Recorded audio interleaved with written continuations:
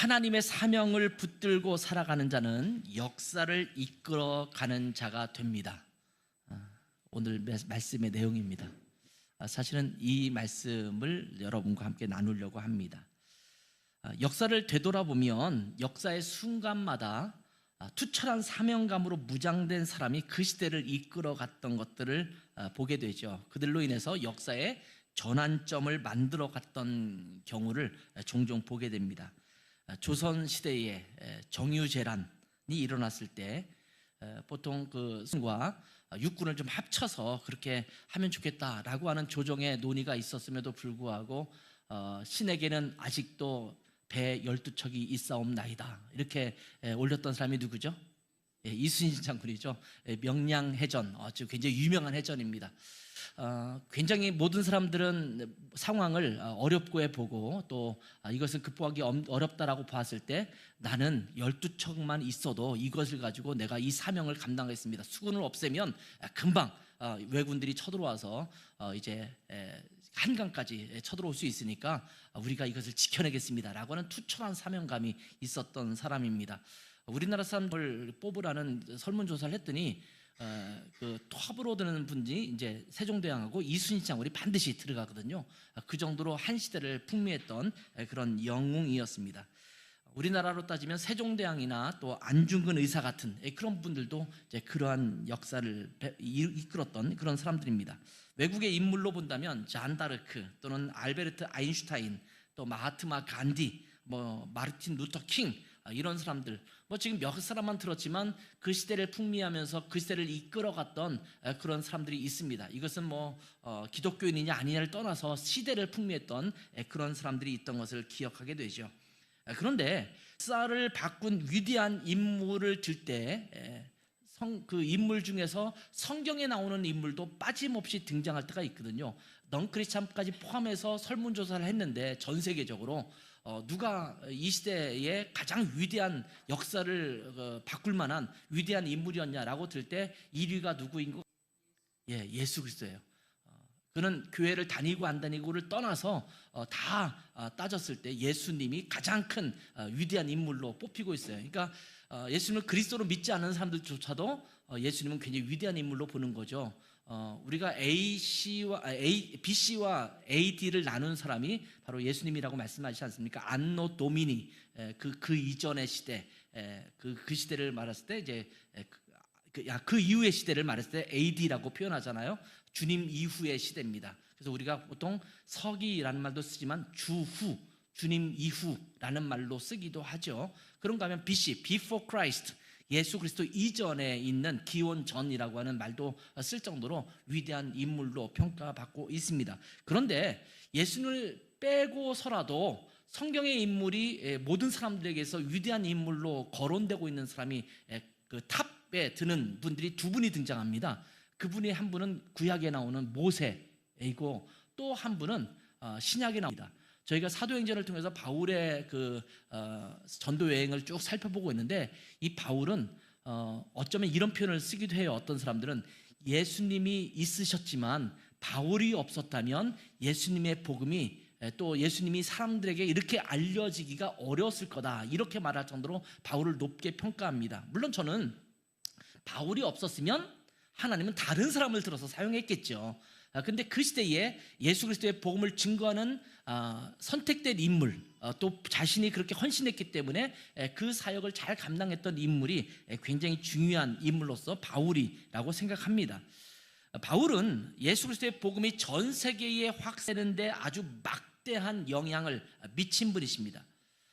아까도 말씀드렸지만 바울이 없었더라도 이 복음은 누군가를 하나님께서 들어서 사용하셔서 전 세계에 전하셨을 것이라고 믿습니다.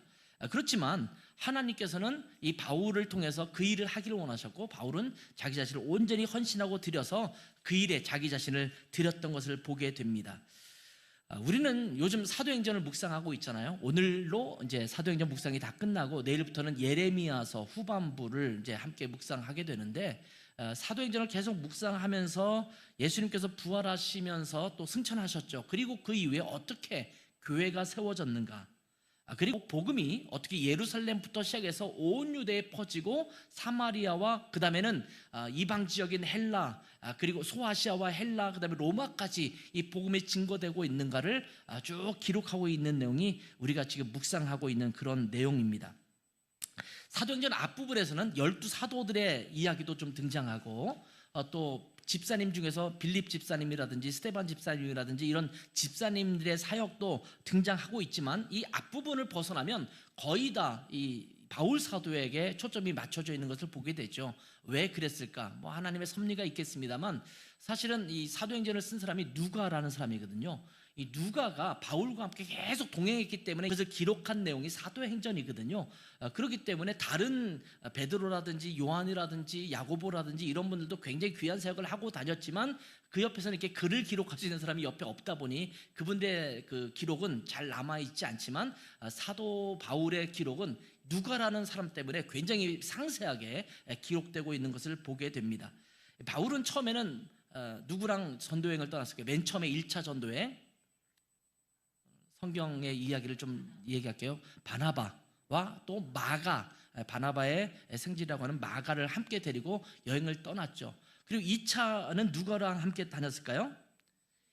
예, 바나바와 헤어지고 실루아노라고도 부르는 실라도 함께 다녔고 거기에 디모데가 함께 또 다녔습니다. 3차 여행에는 디도라는 사람이 함께 전도 여행을 떠납니다. 그리고 3차까지 마치고 예루살렘에 와서 이제 선교 보고를 하죠. 보고하는 와중에 유대인들이, 예루살렘에 있는 유대인들과 대지장들과 장로들과 이러다가 뭐 할례 문제라든지 이런 것 때문에 이게 헬라 지역이나 소아시아 지역에서 문제가 있다라는 것을 자꾸 빌미로 삼아서 이 바울을 죽이려고 하는 그런 음모가 펼쳐지거든요. 그런 와중에 결국은 고발을 당해서 벨릭스와 베스도라고 하는 총독에게 재판을 받게 되고 그리고 결국은 로마로 이제 여기서 재판을 받으면 저 유대인들에 의해서 돌에 맞아 죽을 수도 있고 그런 상황인데 하나님께서는 이 바울에게 어떤 사명을 주셨냐면 너가 로마에도 가게 될 것이다 이렇게 말씀하셨거든요. 그것에 대한 마음 때문에 아마 제가 볼 때는 죽음이 두려워서 상소를 한 것이 아니라 로마에도 복음을 전해야 한다는 하나님의 말씀과 그 사명에 자기 자신을 온전히 드리기 위해서 내가 로마 시민권을 갖고 있는 자인데 그렇다면 여기서 내가 재판을 받는 것이 아니라 내가 상소해서 가이사 앞에서 재판을 받겠다. 가이사 앞에서 재판을 받겠다라는 말은 말 그대로 황제 앞에서 받겠다라는 의미가 아니라 로마의 법에 의해서 로마의 법정에서 받겠다 이렇게 이야기한 것이거든요. 그래서 결국은 이제 배를 타고 로마로 가게 되는 여정, 이 여정을 우리가 좀 함께 묵상했습니다. 자, 그래서 바울은 배를 타고 로마까지 가게 되는데 문제는요, 이때가 9월 중순이라는 겁니다. 여러분 배를 많이 타보셨는지 모르겠어요. 제가 섬에서도 조금 살았잖아요. 울릉도라는 곳에서 제가 목회를 했었기 때문에 울릉도에서 육지로 한번 나오려면 배 타고 이동해야 되잖아요. 지금은 그래도 큰 배도 있고 또 빠른 배도 있고 그런데 그전에는 빠른 배만 있었어요. 저희가 울릉도 살 때는 빠른 배만 타고 가는데 이 빠르다 보니까 배가 크지는 않아요.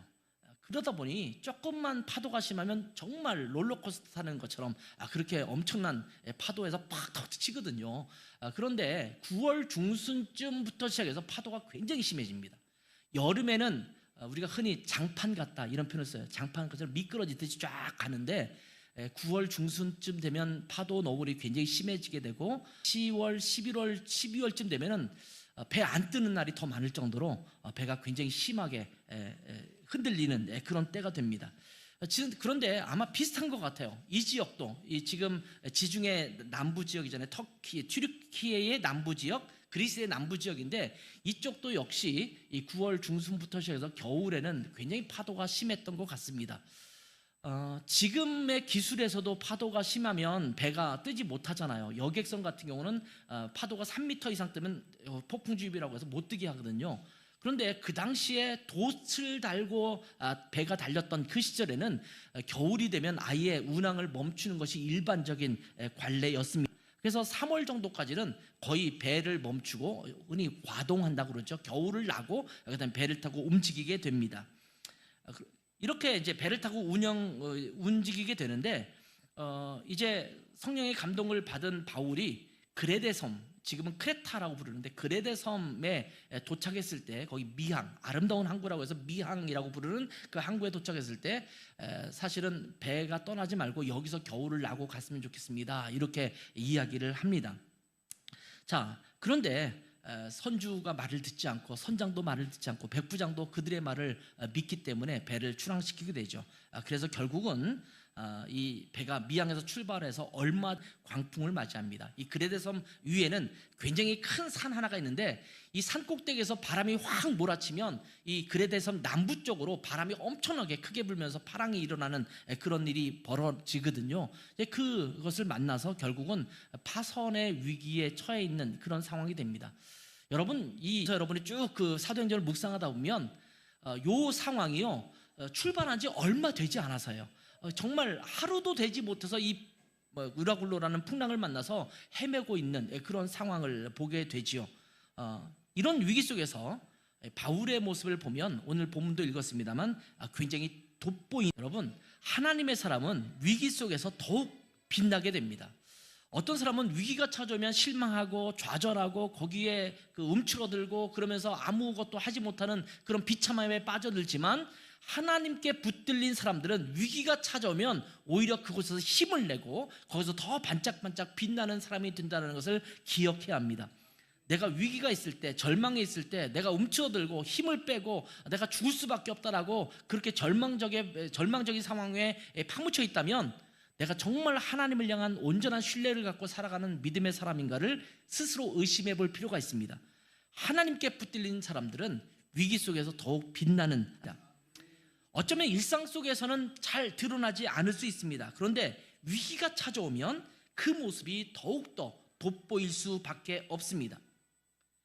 난세의 영웅이 난다, 이런 말을 하고 있잖아요. 그러니까 믿음을 갖고 있는 사람도 마찬가지입니다. 어렵고 힘든 상황이 되면 오히려 그 믿음에 있는 사람들이 그 공동체를, 또 그 상황을 잘 이겨내게 하는 하나님의 위대한 사람으로 드러나는 것을 보게 됩니다.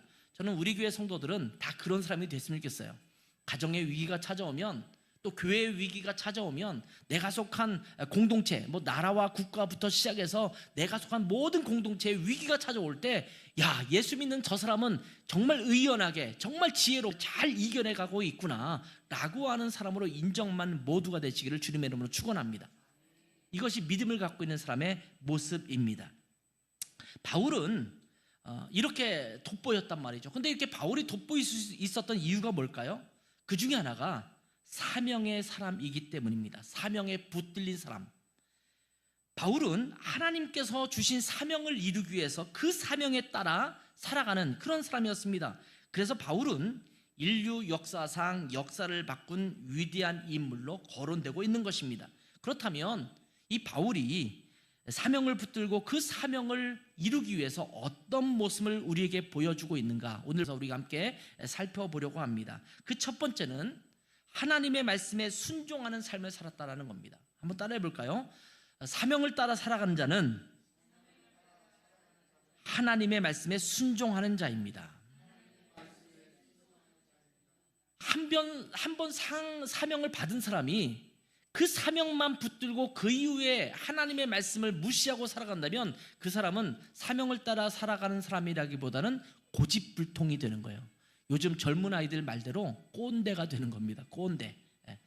한 번 뭘 받았어요. 받긴 받았는데 그 이후에 듣지를 않아요.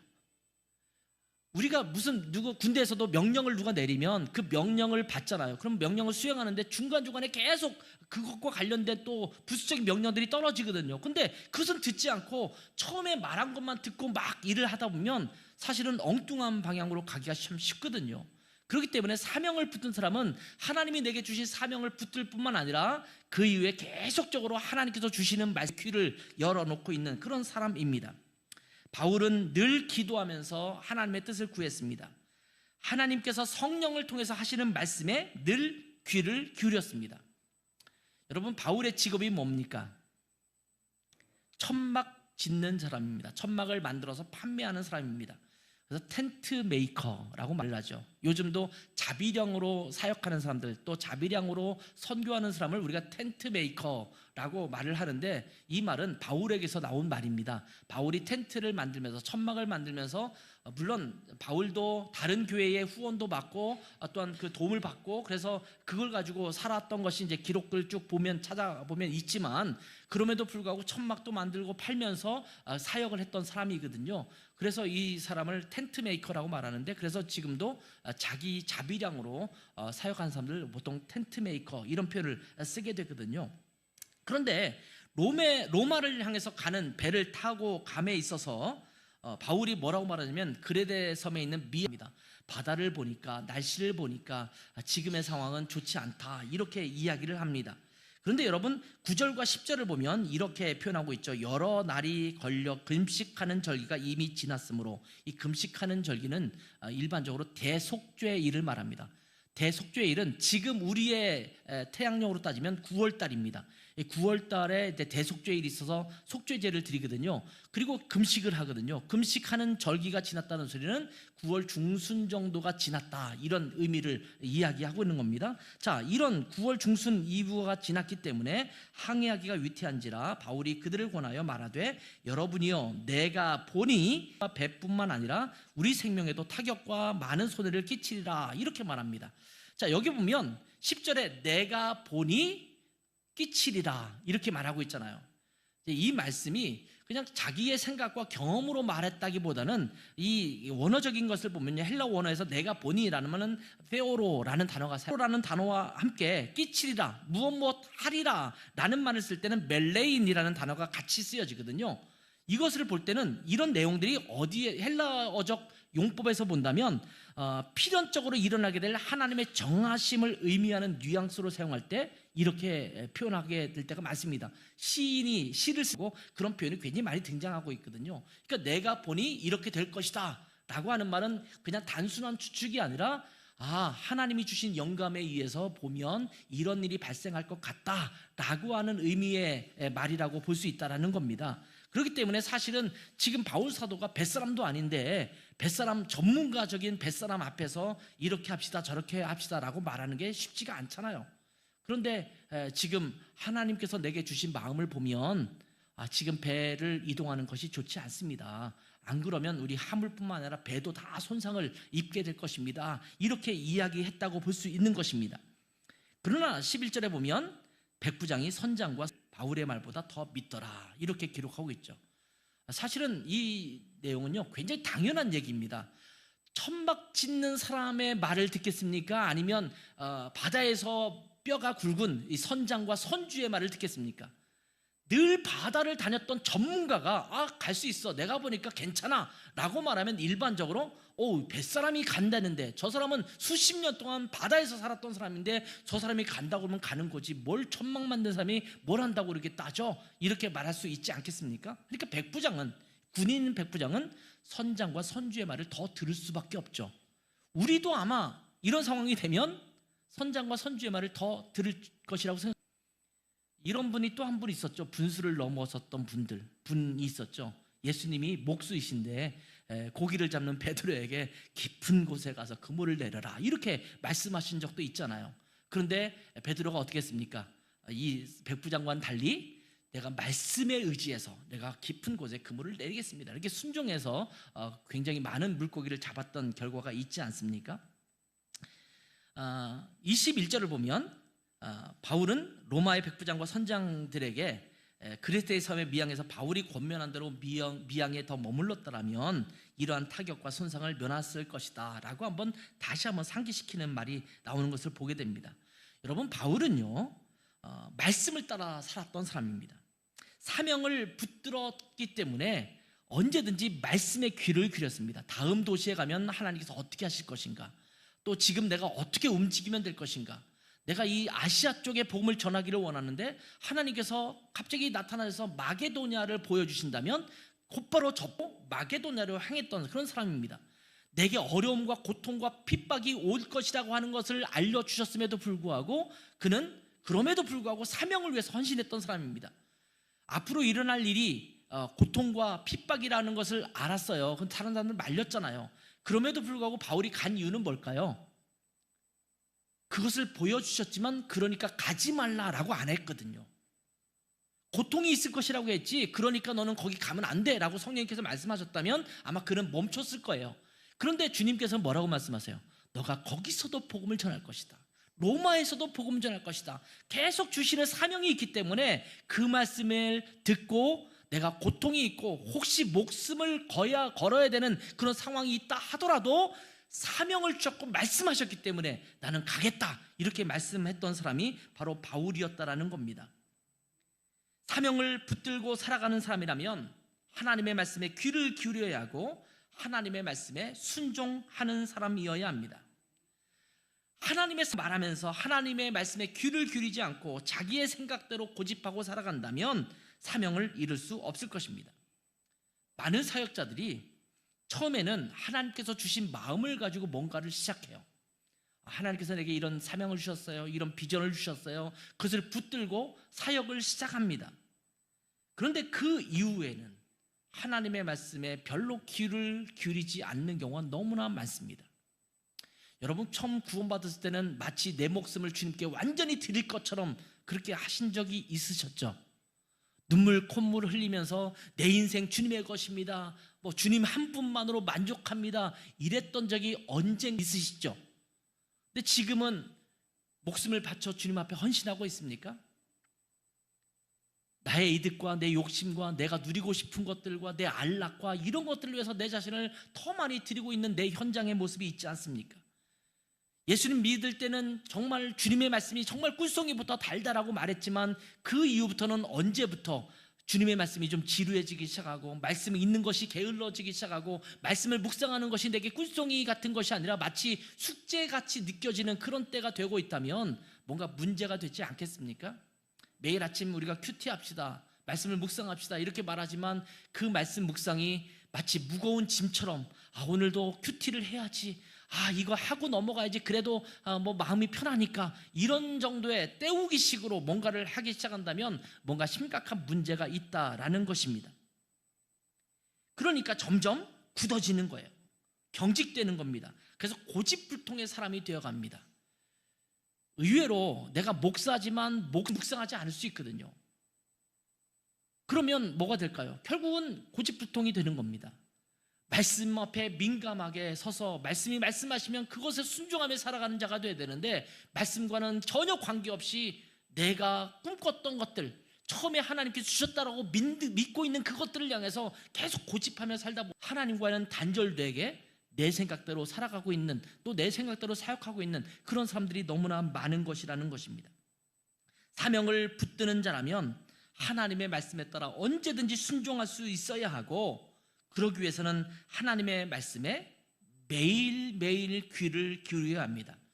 그래서 매일 말씀 묵상을 게을리하면 안 된다는 겁니다. 여러분이 그리스도인이라고 한다면, 그리스도를 따르는 사람이라고 한다면, 매일의 삶 속에서 예수 그리스도가 주인이라고 믿고 있다면 말씀을 듣고 하루를 살아가야 되잖아요. 여러분이 직장에서, 여러분의 가정에서, 또 여러분의 일터에서 그곳의 주인도 하나님이라고 여러분이 믿는다면 주님께 지시를 받으셔야 되잖아요. 근데 여러분은 주님과는 상관없이 주어진 환경에 따라 그때그때 살아가면서 내가 사명에 따라 살아가는 사람이다, 내가 말씀에 따라 살아가는, 그리스도를 주인으로 삼는 그런 사람이다라고 말하는 것은 어불성설이라는 것입니다. 이 유라굴로라는 광풍을 맞이해서 생사를 알 수 없는 위기에 처해 있을 때 백부장과 선장과 선주를 향해서 이렇게 이야기합니다. 자, 22절부터 24절 말씀을 함께 볼게요. 내가 너희를 권하노니 이제는 안심하라. 너희 중 아무도 생명에는 아무런 손상이 없겠고 오직 배뿐이리라. 내가 속한 바 곧 내가 섬기는 하나님의 사자가 어젯밤에 내 곁에 서서 말하되 보라, 두려워하지 말라. 내가 가이사 앞에 서야 하겠고 또 하나님께서 너와 함께 항해하는 자를 다 내게 주셨다 하였으니. 자, 광풍으로 이렇게 저렇게 휘몰리고 있는 이 바울에게 주님께서 말씀하신 겁니다. 너는 가이사 앞에 서야 할 것이니까 결코 죽지 않겠다. 그러면서 뭐라고 말씀하셨냐면 너에게 주겠다, 이런 말씀을 하시고 있습니다. 자, 배에 함께 타고 있는 사람이 276명이에요. 나중에 이게 말씀을 보면 27장 맨 마지막 부분에 보면 이제 이분들이 몇 명인가가 기록되어 있는데 276명이 탄 그런 큰 배였거든요. 이 사람들을 다 바울에게 주겠다 이렇게 말씀하고 있어요. 이 준다라는 말은 선물이다, 너에게 주는 선물이다 이렇게 표현하고 있는데 여기에 자세한 기록은 나오지 않아요. 그렇지만 제가 이 말씀을 묵상하면서 어떤 마음이 드냐면 하나님께서 바울의 능력과 바울이 이 위기 속에서 행하는 것들을 보면서 여기에 있는 270명이 바울의 모습을 보고 하나님을 믿을 수도 있어요. 물론 이건 제 추측이에요. 성경에 그렇게 나오지는 않았습니다. 그런데 아마 충분히 그럴 수 있는 개연성이 있습니다. 나중에 멜리데 섬에 가서 이게 독사에 물렸지만 살아나는 모습이라든지 거기서 사람들을 고쳐주는 것이라든지 이런 환경과 상황을 배 안에서부터 시작해서 이분들은 다 목격한 사람들이거든요. 그렇다면 이들이 예수님을 믿었을 가능성이 굉장히 크겠다라는 생각을 하게 됩니다. 자, 이 바울 사도, 말씀을 따라 사명을 가지고 살아갔던 이 바울 사도 때문에 나타나는 또 다른 현상이 있다면 이 사명을 따라 살아가는 사람 때문에 공동체가 생명을 얻습니다. 다시 말하면 사명을 따라 살아가는 자는 공동체를 구합니다. 자, 다시 한번 따라해 볼까요? 사명을 따라 살아가는 자는 공동체를 구하는 자가 됩니다. 이 배의 책임자는 누굴까요? 예? 선장과 선주와 그 다음에 백부장입니다. 이 때문에 아마 선장과 선주도 백부장의 말을 거부할 수 없었을 것입니다. 그렇기 때문에 이 배의 지도자라고 한다면 선장과 선주가 있겠죠. 그리고 이제 백부장이 아마 지도력을 발휘하고 있는 그런 사람일 것입니다. 그런데 이 배의 운항을 책임진 선장과 선주 그리고 백부장은 바울의 그리고 자기의 생각대로 항해를 하다가 결국은 공동체가 죽을 위기에 처한 것입니다. 지도자가 잘못 결정하면요 공동체가 죽어요. 그래서 지도자가 굉장히 중요합니다. 교회에서도요 그래서 지도자를 위해서 굉장히 기도하셔야 돼요. 여러분이 저를 위해서 기도하셔야 되고 우리 교회는 목사님들을 위해서 목사가 특별하기 때문에 기도해달라는 말이 아닙니다. 그들이 무너지면 공동체가 무너질 수밖에 없기 때문입니다. 목사가 바로 서야지 그 교회가 든든히 설 수 있잖아요. 그래서 기도해야 된다는 말이에요. 우리나라 대통령을 위해서 기도해야 합니다. 국회의원들을 위해서 기도해야 합니다. 왜냐하면 그들이 잘못하면 우리나라가 무너질 수밖에 없기 때문입니다. 나쁘네, 왜 이렇게 정치를 못하지? 라고 비난하는 것으로 그칠 것이 아니라 그들이 바로 서도록 기도해야 되는 겁니다. 이것이 우리가 해야 될 책임이거든요.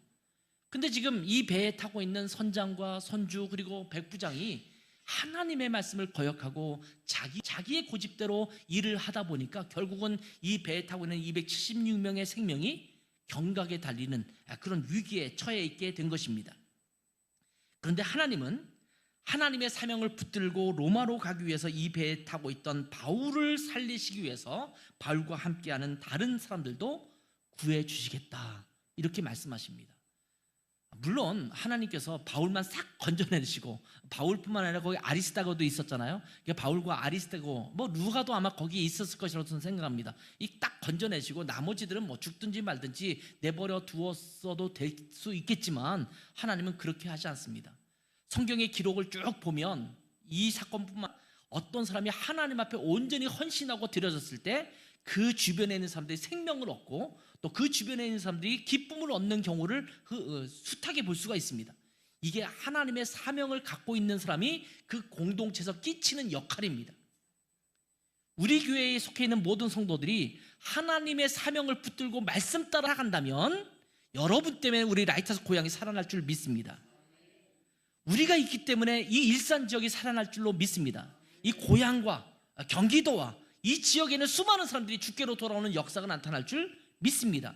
우리 교회가 사명에 따라 살고 하나님의 말씀에 따라 살아간다면 교회들을 구해내는 축복과 은혜가 우리 교회에서 일어날 줄 믿습니다.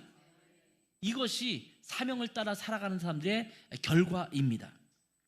하나님의 사명을 따라 살아간다라고 하는데 다른 이들에게 피해를 끼치거나 어려움을 끼치는 것, 이거는 심각한 문제입니다.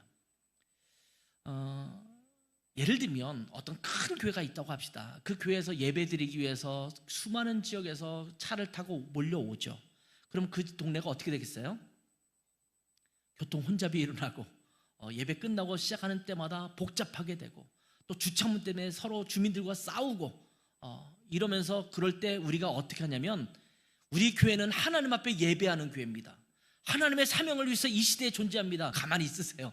우리는 하나님을 믿는 사람이기 때문에 우리의 목적과 사명을 이루기 위해서는 여러분이 불편해도 참으세요. 이런 경우가 있을 수 있거든요. 저는 교회는 그렇게 하면 안 된다고 믿습니다. 교회가 그곳에 존재하므로 주변에 있는 사람들에게도 기쁨을 줄 수 있어야 돼요. 유익을 줄 수 있어야 돼요. 그러면 가능한 한 차를 갖고 오지 말아야 되죠.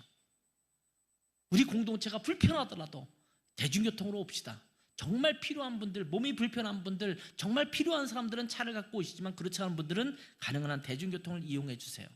주차할 때도 다른 집에 그냥 여기저기에 주차하지 말고 정당하게 주차비를 내고 이렇게 주차를 교회에서 해야 될 일이잖아요. 근데 여러분, 아까와 같은 일들이 종종 우리 교회들에서 벌어지거든요.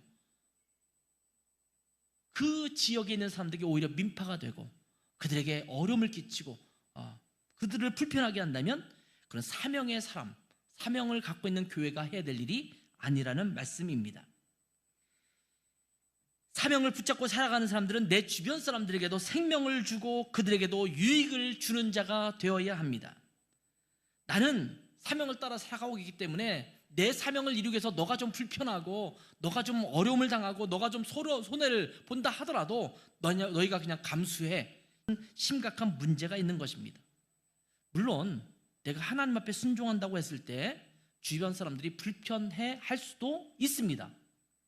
바울이 하나님께 온전히 순종하기 위해서 그 목숨까지도 버리고 그의 길을 가려고 했을 때 누가 불편했을까요? 주변에 있는 그리스도인들은 불편했겠죠. 우리의 리더인데 목숨을 바치고 저렇게 간다니까 울면서 막 서로 끌어안고 기도하고 보냈던 그런 장면들이 기록되고 있잖아요. 그분들에게는 불편한 일이에요. 우리의 리더인데 좀 살아있고 좀 편안하게 있었으면 좋겠는데 저렇게 불구덩이로 들어간다니 얼마나 불편한가, 이런 생각이 있지 않겠습니까? 그러나 그런 불편함은 어쩔 수가 없어요. 궁극적으로는 하나님의 사명을 붙들고 살아가는 자들은 다른 이들에게 유익을 주는 것이기 때문입니다. 그 과정 속에서 어떤 사람은 불편할 수도 있어요. 그러나 그것은 과정입니다. 하나님의 사명을 붙들고 살아가는 자들은 궁극적으로 주변 사람들에게 어려움과 고통을 주는 자들이 아닙니다. 오히려 그들고 참된 기쁨을 주고 참된 소망을 주는 자가 되어야 될 줄 믿습니다. 사명을 따라 살아간다고 말하면서 주변 사람들에게 민폐만 끼치는 사람들이 있어요. 주변 사람들에게 고통만 주는 사람이 있어요. 주변 사람들을 아프게 하는 사람들이 있어요. 직장에도 꼭 그런 사람도 있거든요. 정말 믿음이 신실하다고 하면서 자기 일도 제대로 안 하면서 교회 일 붙들고 직장에서 일을 하고 있다던가, 그러면서 다른 사람들은 더 불편하게 하고 그 사람 때문에 다른 사람에게는 더 일이 많아지게 되거나 이런 경우도 있을 수 있잖아요. 그러면서 본인들은 어떻게 말하냐면 나는 우리의 만군의 주이신 만물의 주인이신 주님께 순종하는 거기 때문에 너희들은 그냥 가만히 있어. 너희들이 불이익을 받더라도 너희가 내 일을 좀 더 하더라도 어쩔 수 없어. 나는 주님 앞에 순종하기 때문에, 이렇게 말하는 경우도 있거든요. 사명을 따라 살아간다면서 아나무인으로 살아간다면 뭔가 잘못돼도 크게 잘못된 것입니다. 여러분이 사명을 따라 살아가기 때문에 여러분의 가정에서 그 가정을 살리는 자가 되고, 여러분의 직장에서 여러분의 주변 동료들을 살리는 자가 되고, 또 여러분의 일터에서 만나는 사람들을 살리는 자가 되어야 될 줄 믿습니다. 우리 교회도 마찬가지입니다.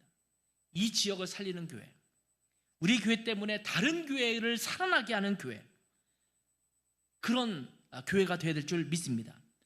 우리 교회 때문에 이 시대의 사람들이 하나님 앞에 살아나게 하는 그런 교회가 되어야 될 줄 믿습니다. 사명을 갖고 살아가는 사람들은 공동체를 살린다라는 것을 기억하시기 바랍니다.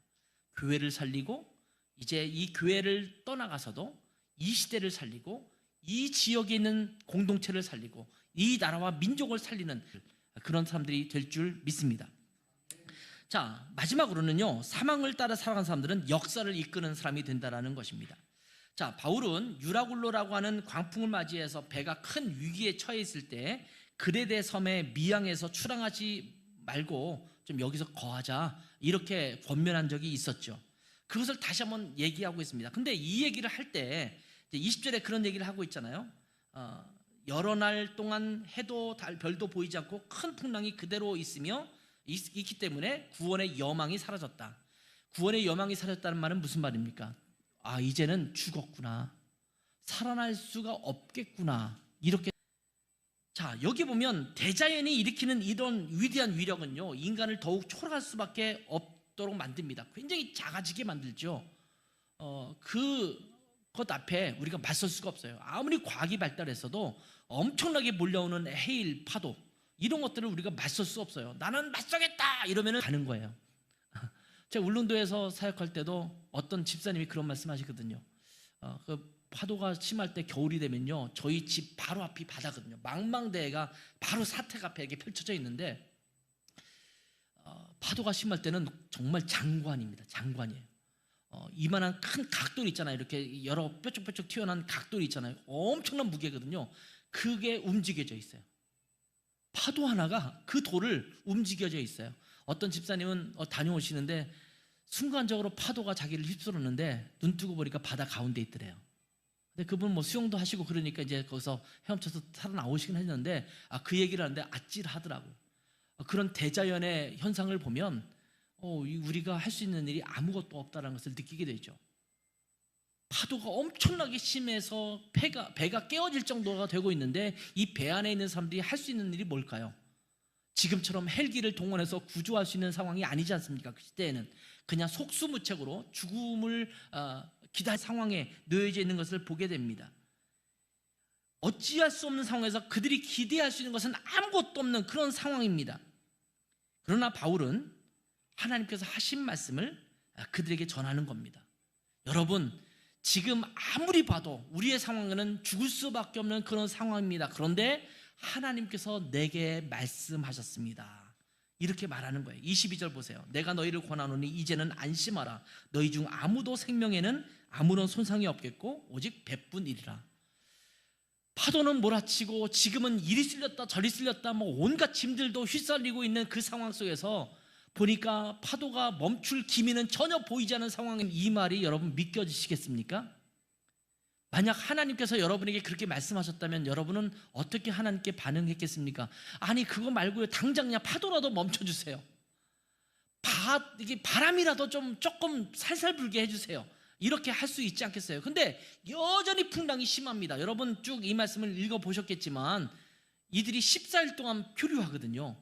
이 14일 동안 엄청난 파도와 함께 여기저기 흩틀려서 간 거예요. 여러분, 요 배가 있던 데가요, 이 튀르키예 밑에 쪽에서부터 시작해서 그 다음에 이제 그리스 밑에 있는 데까지 온 거거든요. 그리스 밑에 있는 섬까지 왔는데 나중에 표류하다가 어디로 도착합니까?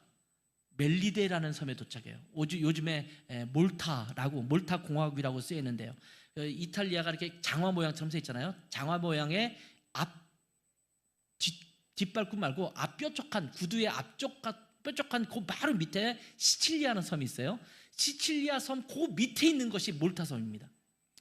그러니까 지금 이 거리가요, 엄청 거리를 갔을 거예요. 아마 14일 동안 못 갈 거리를 파도 때문에 갔을 거라는 가능성이 커요. 도무지 14일 동안 거기까지 못 갈 수 있는데 파도가 엄청나니까 나도 모르는 사이에 이미 이탈리아 쪽으로 이미 가게 된 것을 보게 되잖아요. 지금 14일 동안 그 정도로 심하게 파도가 쳐맞다고 한다면 여러분, 그 배에서 이 바울의 말을 들었을 때 그 말씀을 순종할 수 있겠어요? 그 말씀에 안심할 수 있겠어요? 근데 바울의 태도를 보면요, 굉장히 단호합니다. 하나님 살려준다고 했으면, 배가 좀 부서진다고 하고 우린 다 살려준다고 했으면 어느 정도 배가 부서지는까지 감안할 텐데 이제는 좀 파도는 멈춰주게 하시면 안 되겠습니까? 이렇게 할 수 있었을 텐데 광풍이 부는 거예요. 근데 주님께서는 말씀하시는 거예요. 안심하라. 우리가 질병이 있는 사람을 위해서 기도하잖아요. 주님, 이 질병을 낫게 해주십시오. 아니면 집안에 어떤 어려운 문제가 있으면 그 문제가 해결되기를 위해서 기도할 때가 있잖아요. 근데 기도해도 그 상황이 안 바뀔 때가 있으면 하나님의 때가 되면 하나님께서 역사하시기 시작하세요. 저 수십 년 동안 기도했던 것들이 있거든요. 근데 수십 년 동안 지나와서 보면 와, 그때 기도했던 것이 15년 정도 지나서 이때 이루어졌네? 이런 것들을 볼 때가 있거든요. 제가 기도 노트를 한동안 쓴 적이 있어요.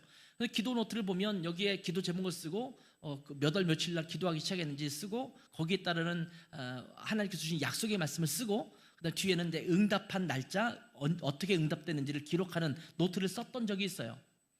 이쪽은 까맣게 뭐 기도 제목이 빼곡하게 적혀 있죠. 그리고 나서 비어 있는 날이에요, 응답에는. 근데 그것이 5년, 10년 지나면요, 이쪽이 나도 모르는 사이에 까맣게 채워져 있어요. 하나님께서 그냥 안 듣는 것 같으신데 안 들으시지 않은 거예요. 이때 하나님께서 이렇게 역사하셨구나. 이렇게 기도했던 것을 하나님께서 잊지 않고 있었구나. 여러분, 지금은 아직도 질병이 안 나올 수 되지 않을 수 있어요. 아직도 암담할 수 있습니다. 그러나 하나님께서 우리 가운데 약속하신다면, 안심하라, 너가 가이사 앞에 서야 하겠고 라고 말씀하신다면, 그 사명을 주신다면 하나님은 반드시 이루시는 분인 줄 믿습니다. 바울은 그런 고백을 갖고 있는 자예요. 하나님께서 우리 라이트하우스 고향을 통해서 역사하실 줄 저는 믿습니다. 근데 인원수가 아직도 요만큼이 안 되잖아요. 아니요, 하나님이 일하실 줄 믿습니다. 우리가 그 사명을 잃지 않고 있다면 하나님께서 역사하실 거예요. 우리가 거기에 기죽어 있고 움츠러들고 있고 우리의 사명을 잃어버리고 그냥 그저 그렇게 살아간다면 하나님께서 그 일을 못 이루실 거예요. 그러나 우리가 하나님의 말씀에 순종하며 하나님 앞에 내 자신을 헌신한다면 하나님은 반드시 이루실 줄 믿습니다. 시간이 걸릴지 모르지만 하나님께서 역사하실 거예요. 이것은 단순하게 바울의 생각이 아닙니다. 하나님께서 하신 말씀입니다. 그래서 23절 24절 보세요. 내가 속한 바 곧 내가 섬기는 하나님의 사자가 말씀하셨다, 이렇게 말씀하고 있잖아요. 하나님께서는 반드시 바울이 로마에 가서 가이사 앞에 서게 될 것이라고 말씀하셨고, 바울과 함께하는 자들도 바울에게 주셨다라고 말씀하셨다는 것을 이야기한 것입니다. 그리고 25절에 뭐라고 말합니까? 안심하라, 나는 내게 말씀하신 그대로 되리라고 하나님을 믿노라. 여러분, 하나님께서 말씀하셨다면 믿으세요. 하나님은 시건치 않은, 그러니까 거짓말하지 않는, 신소리하지 아니하시는 그런 하나님이십니다. 하나님께서 하신 말씀은 반드시 이루십니다. 그렇기 때문에 하나님께서 내게 말씀하셨다면, 주님, 상황은 아직도 폭풍 속에 있지만, 아직도 풍랑 속에 있지만, 아직도 이리저리 휘둘리고 있지만, 아직도 깜깜한 날씨가 계속되고 있지만 하나님께서 그렇게 하실 줄 나는 믿습니다. 이런 고백을 가지고 지금 이 시기를 헤쳐나가게 될 줄 믿습니다. 그래서 결국은 반드시 한 섬에 걸릴 것이다, 이렇게 말씀했던 그대로 이 몰타라는 섬, 멜리데라는 섬에 걸렸던 것을 보게 되죠. 자, 알렉산드리아의 배, 알렉산드리아에서 출발했던 이 배에는 선장과 선주가 있었고 로마의 백부장도 타고 있었지만, 이 순간부터는 어느 순간 바울이 그 배의 지도자가 되어 있습니다. 모든 사람이 바울의 말을 듣는 거예요. 걱정하지 말아라, 이제 갖다 먹어라, 배불러야지 살 거 아니냐. 그랬더니 어떻게 했어요? 또 다 갖다 꺼내 먹고, 이러지 않습니까? 선장도 없어지고 선주도 없어지고 백부장도 어디론가 사라졌어요. 그 배 안에 있지만 쭈그리고 앉아 있었을 거예요.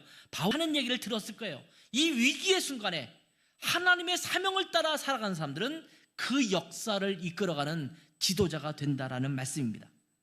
하나님의 말씀을 따라 살아가는 자, 하나님의 사명을 붙들고 살아가는 자는 역사를 이끄는 자가 되는 것입니다. 지금 바울은 죄수의 상태입니다. 미결수이지만 죄수예요. 사회적 약자처럼 여겨지고 있는 상황입니다. 그럼에도 불구하고 하나님의 사명을 따라 살아가는 사람들은 전능하시고 우리 우주 만물을 주관하시는 하나님의 뜻을 따라 행하고 있기 때문에 역사의 주도자가 될 수밖에 없는 것입니다. 왜냐하면 역사를 주관하시는 하나님 손에 붙들려 있기 때문입니다. 우리 교회가 하나님 손에 붙들려 있다면 역사의 주관자가 되는 거예요. 내가 하나님의 뜻에 붙들려 있다면 내가 역사의 주도자가 되는 것입니다. 내가 하나님 앞에 붙들려 있느냐 그렇지 않느냐의 문제이지 내 상태의 문제는 아니라는 것입니다. 하나님은 우리에게 주신 사명을 잃지 않고 그 사명을 붙들고 살아가길, 우리는 자꾸 이 사명을 잊어버립니다. 그리고 우리의 일상에서, 또 우리가 살아가는 생업의 현장에서, 또 우리가 해결해야 될 수많은 문제 속에서 분주하게 살아가면서 이 사명을 잊어버릴 때가 참 많거든요. 당장 지금 일터에서 일이 있느냐 없느냐를 따져야 되고, 지금 직장에서 내가 이 일을 잘 수행해서 더 진급을 할 수 있느냐 없느냐, 도태되느냐 아니면 살아남느냐, 이것을 향해서 싸워야 되고, 내 가정에서 지금 당장 일 처리해야 되고 빨래해야 되고 또 청소해야 되고 밥해야 되고 아이들 돌봐야 되고, 이런 현장에 치여서 하나님의 사명은 언젠가 내게 주셨던 것이 있는지 없는지 까마득하게 잊어 분주하게 살아가고 있다면, 이제는 하나님 앞에 그렇게 살아갈 수 없을 것이라는 생각이 듭니다. 가정의 일을 하다 보면, 직장이나 일터의 현장에 몰두하다 보면, 또 학업에 집중하다 보면 그 사명은 어디론가 구석에 그냥 처박아 버리고 그 사명과는 전혀 관계없이 살아갈 때가 있잖아요. 우리의 일생이 혹시 그렇지는 않습니까? 우리는 지상명령, 너희는 가서 모든 족속으로 제자를 삼아 아버지와 아들과 성령 이름으로 침례를 주고 내가 너에게 분부한 모든 것을 가르쳐 지키게 하라 라고 말씀하셨던 그 말씀이 지상명령이라고 말하면서, 그 명령은 어느 틈인가 다 던져버리고 지금 우리 앞에 닥친 일에만 몰두하느라고 그 사명을 잊고 살아가고 있지는 않은지 우리 자신을 돌아볼 필요가 있습니다. 이제 그 사명을 부여잡기를 바랍니다. 그리고 그 사명을 붙들며 살아가는 여러분 되셨으면 좋겠습니다. 사도행전이 우리에게 주는 메시지가 그것인 것 같습니다. 이제 그 사명이 너희에게 있다. 너희가 그 일을 행하라. 이게 말씀하시고 있는 거예요. 그래서 사명을 부여잡은 우리 때문에 가정이 바뀌고 직장과 일터가 바뀌고 우리의 터전이 바뀌는 것을 경험하는 우리 모든 성도들 되시기를 주님의 이름으로 축원합니다. 기도하겠습니다. 자, 이런 기도를 한번 해볼까요? 오늘은 우리에게 주신 사명 잊지 않게 도와주십시오. 온전히 제가 속한 곳, 이것이 가정이든 직장이든 일터든 내 삶의 현장이든 이곳이 변화되는, 우리로 인해서 그곳이 변화되는 그런 축복과 은혜가 이루어지게 하옵소서. 제가 그 사명자가 되게 하시고 내 있는 곳에서 역사를 이끌어가는 그런 삶으로 살아가는 우리 모두가 될 수 있도록 축복하옵소서. 함께 기도하는 시간 갖도록 하겠습니다. 함께 기도하겠습니다. 아버지 하나님, 이 시간 우리가 말씀을 통해서 사명을 부여잡고 살라고 하는 주님의 말씀을 들었습니다. 하나님, 주님께서 우리에게 영혼 구원의 사명을 주셨고 이 시대에 하나님의 뜻을 따라 하나님의 뜻을 선포하며 하나님의 뜻을 이루는 자로서 살아가는 말씀을 불구하고, 하나님, 우리의 일상에 너무나 바쁘고 또 우리의 일이 바쁘고 우리의 학업이 바쁘고 또 우리의 삶의 현장이 너무나 바쁘기 때문에 그 사명을 잊어버리고 우리 눈앞에 보이는 것에만 집중했던 우리의 모습이 있음을 주 앞에 고백합니다. 하나님, 이제 우리의 사명을 다시 한번 회복하게 도와주십시오. 이 시대를 향하신, 우리 교회를 향하신, 그리고 또 우리 자신을 향하신 하나님의 또한 사명이 무엇인지를 다시 한번 볼 수 있도록 도와주시고, 그 사명을 잃어버리지 않고 다시 한번 그 사명을 부여잡고 말씀에 순종하며 하나님, 이 시대를 변화시키는 변혁자의 삶을 살아갈 수 있도록 도와주시고, 우리가 가는 곳마다 하나님 역사가 바뀌는 또한 축복과 은혜를 누릴 수 있도록 도와주시기를 원합니다. 하나님, 우리로 말미암아서 하나님 우리 주변에 살아나고 회복되고 하나님 생명을 부여받는 하나님 놀라운 일이 일어날 수 있도록 도와주셔서, 우리가 사명자로서, 우리 교회가 사명을 받은 교회로서, 또 우리 성도들이 사명을 갖고 있는 자로서 이 시대에 하나님의 손에 쓰임받는 귀한 교회 또한 귀한 성도들 될 수 있도록 축복해 주시옵소서. 우리의 현장을 주님께서 이끌어 주셔서 우리로 말미암아 그 삶이 바뀌는, 그 현장이 바뀌는 축복이 있게 도와주시기를 간절히 원합니다. 하나님 아버지, 우리가 사명을 잊어버리고 일상에 너무나 바쁜 우리의 모습이 있었음을 주님 앞에 고백합니다. 하나님, 우리가 가정 일을 행하고 또 직장에서 또 일터에서 열심히 일을 하지만 또 열심히 학업터에서 공서도 하나님께서 우리에게 주신 사명이 있음을 잊지 않게 도와주시옵소서. 그래서 그 사명을 붙들고 하나님의 말씀에 순종함으로 말미암아 내가 속해 있는 곳이 변화되는 축복이 일어나게 도와주시고, 우리로 말미암아 우리 주변에 있는 그 공동체, 함께하고 있는 그 사회가 변화되고 생명을 얻고 유익을 얻는 축복과 은혜가 누려지게 하옵소서. 우리 라이트하우스 고향으로 말미암아 하나님, 이 시대의 모든 교회들에게 또 우리 대한민국에게 또 우리가 속해 있는 사회 속에서 그러한 역사의 또한 현장을 이끌어가는 놀라운 축복과 은혜가 일어날 수 있도록 함께해 주시옵소서. 감사하며 예수님의 이름으로 기도했습니다. 아멘.